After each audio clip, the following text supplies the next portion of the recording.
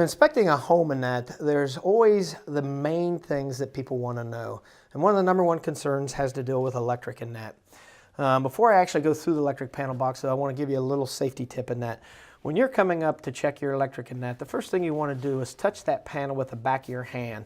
Because if there's a short in that, your nerves in your body will automatically pull you away from that. But if you touch that with the back of your hand or front of your hand, like most people do to open that up, it actually will suck you into it.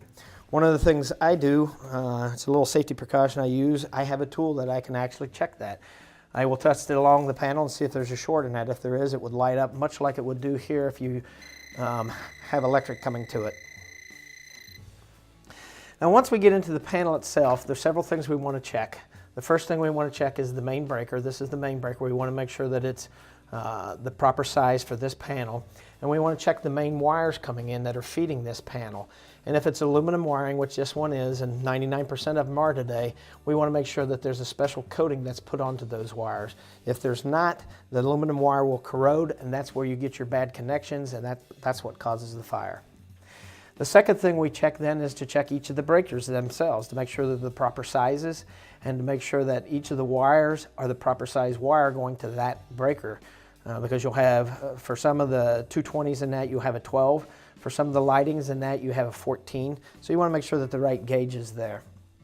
The next thing we check is to see that if it has any GFCIs or AFCIs, those are extra protection breakers in that will trip if there's any type of short in it whatsoever. Generally you find AFCIs in bedrooms, GFCIs for bathrooms, kitchens, places like that. Then the next thing we do is we check each of the wires going in, especially in this grounding strip, because quite often electricians will stick 2, 3, 4 wires under one screw, and you only want one wire under there. Now most electricians will tell you there's absolutely nothing wrong with doing that, and to be quite honest, it doesn't break the code. What it breaks is what the manufacturer has specified for this panel. The problem you have is when you got this wire that's feeding this circuit upstairs, it goes through your house, feeds the circuit upstairs, you're using that circuit. While that's in use, that copper wire heats up. When the copper wire heats up, it expands.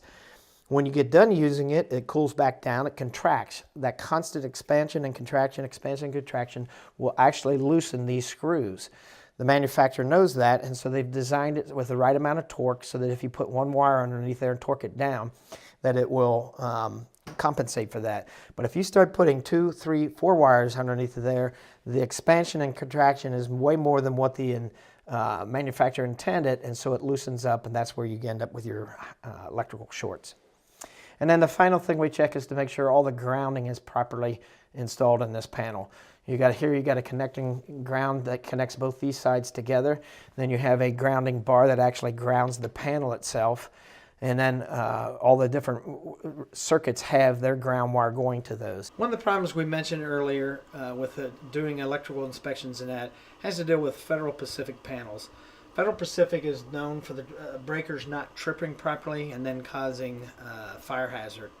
This particular house has a Federal Pacific panel.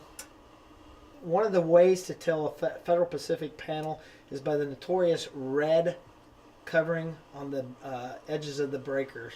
You'll see that on through here. Now there's this panel here, you can see all the breakers in that are working properly in that. In fact, we can turn them off and flip them back on and they work properly.